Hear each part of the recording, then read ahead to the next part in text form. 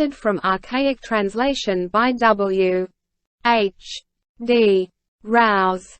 Jataka number. Culla-Bodhi-Jātaka. If one sees, etc. This story the master told in Jetavana monastery, about a passionate man. This man, after having become an ascetic, following the teaching which leads to salvation with all its blessings, was unable to control his passion. Passionate he was, full of resentment. But little said, and he grew angry, flew in a passion, was bitter and obstinate. The master, hearing of his passionate behavior, sent for him and asked, was it true that he was passionate, as rumor had it? Yes, sir, replied the man. Brother, the master said, passion must be restrained. Such an ill-doer has no place either in this world or the next. Why do you, after embracing the path of salvation of the Supreme Buddha, who knows not passion, why do you show yourself passionate? Wise men of old, even those who embraced a path of ascetics other than ours, have abstained from anger. And he told him an old-world tale. Once upon a time, when Brahmadatta was king of Benares, there was in a certain town of Kasi a Brahmin rich, wealthy, and of great possessions, but he was childless. And his wife longed for a son. At that time the Bodhisattva, descending from Brahma's world, was conceived in the womb of that lady. And on his name day they gave him the name of Bodhi Kumara, or wise man. When he came of age he went to Taxila, where he studied all sciences. And after his homecoming, much against his will, his parents found him a lady to wife from a family of the same caste. She too had descended to this world from the world of Brahma, and was of surpassing beauty, like a nymph. These two were married together, though they neither of them desired it. Never had either done any sin, and in the way of passion neither so much as threw a look at the other. Never even in sleep had they done the deed of kind, so pure were they. Now it happened that after a while, when his parents were dead, and he had decently disposed of their bodies, the great being calling his wife, said to her, Now, lady, you take this fortune of 80 crores, and live in happiness. Not so, but you, noble sir, said he, wealth I want none.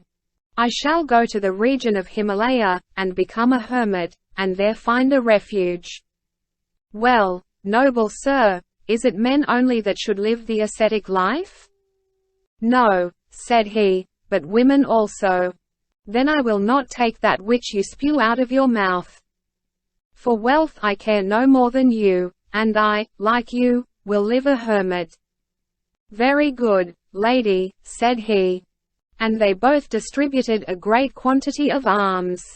And setting on, in a pleasant spot they made a hermitage. There living upon any wild fruits which they could collect, they lived for 10 whole years, yet did not attain to holy ecstasy.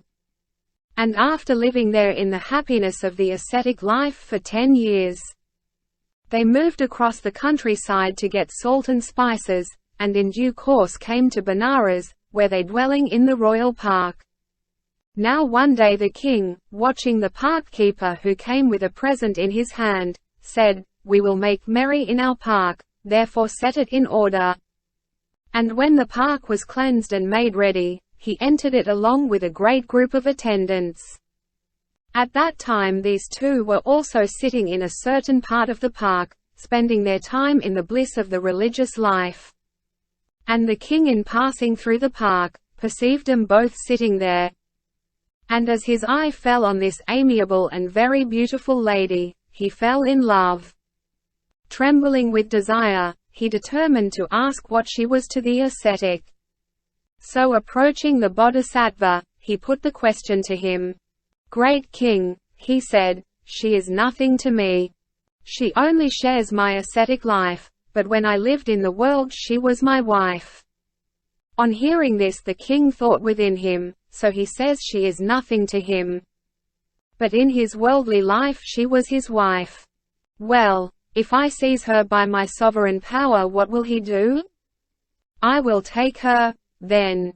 And so coming near he repeated the first stanza. If one sees the large-eyed lady, and carry her off from you, the dear one that sits there smiling, Brahman, what would you do? In answer to this question, the great being repeated the second stanza. Once risen, it never would leave me my life long, no, never at all. As a storm of rain lays the dust again, quench it while yet it be small. Thus did the great being make answer, loud as a lion's roar. But the king, though he heard it, was yet unable for blind wrongdoing to master his charmed heart, and gave orders to one of his suite, that he should take the lady into the palace. The courtier, obedient, led her away, in spite of her complaints and cries that lawlessness and wrong were the world's way. The bodhisattva, who heard her cries, looked once but looked no more. So weeping and wailing she was conveyed to the palace. And the king of Benares made no delay in his park, but quickly returned indoors, and sending for the woman, showed her great honor. And she spoke of the worthlessness of such honor, and the sole worth of the solitary life.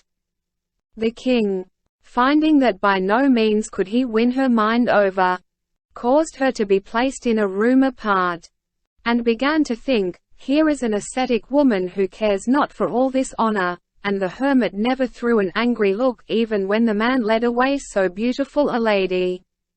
Deep are the laws of hermits. He will lay a plot doubtless and work me some harm. Well, I will return to him, and find out why he sits there. And so unable to keep still, he went into the park. The bodhisattva sat stitching his cloak. The king, almost alone, came up without sound of footfall, softly. Without one look at the king, the other went on with his sewing. This fellow, thought the king, will not speak to me because he is angry. This ascetic, humbug that he is, first roars out, I will not let anger arise at all, but if it does, I will crush it while it is small, and then is so obstinate in anger that he won't speak to me. With this idea the king repeated the third stanza. You that were loud in boasting only for some time ago, now dumb for very anger there you sit and sew.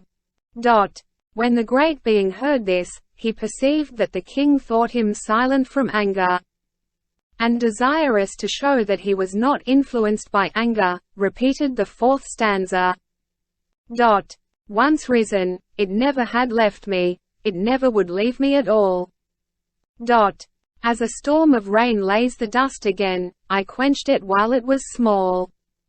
On hearing these words, the king thought, is it anger of which he speaks, or some other thing? I will ask him. And he asked the question, repeating the fifth stanza. What is it that never has left you your life long, never at all? As a storm of rain lays the dust again, what quenched you while it was small? Said the other, Great king, thus anger brings much miserableness, and much ruin. It just began within me, but by cherishing kindly feelings I quenched it, and then he repeated the following stanzas to teach about the misery of anger. That without which a man sees clearly, with which he goes blindly ahead. Arose within me, but was not left free, anger, on foolishness fed. What causes our rivals satisfaction, who wish to bring sufferings on our head? Arose within me, but was not left free, anger, on foolishness fed. That which if it rises within us blinds all to our spiritual good. Arose within me, but was not left free, anger, with wrongdoing for food. That which, supreme, destroys each great blessing, which makes its dupes forsake each worthy thing. Mighty, destructive, with its swarm of fears. Anger, refused to leave me, O great king. The fire will rise the higher, if the fuel be stirred and turned. And because the fire uprises, the fuel itself is burned. And thus in the mind of the foolish, the man who cannot discern. From wrangling arises anger, and with it himself will burn. Whose anger grows like fire with fuel and grass that blaze. As the moon in the dark fortnight, so his honor declines and decays. He who quiets his anger, like a fire that fuel has none. As the moon in the light fortnight, his honor grows well grown. When the king had listened to the great being's discourse, he was well pleased, and asked one of his courtiers to lead the woman back. And invited the passionless hermit to stay with her in that park, in the enjoyment of their solitary life, and he promised to watch over them and defend them as he should. Then asking pardon, he politely took leave. And they two lived there. In due course of time the woman died. And after her death, the man returned to the Himalayas, and cultivating the faculties and the attainments, and causing the excellences to spring up within him, he became destined for Brahma's heaven. When the master had ended his discourse, he explained the truths, and identified the birth. Became established in the fruit of the third path. At that time Rahul's mother was the ascetic lady, Ananda was the king, and I myself was the ascetic.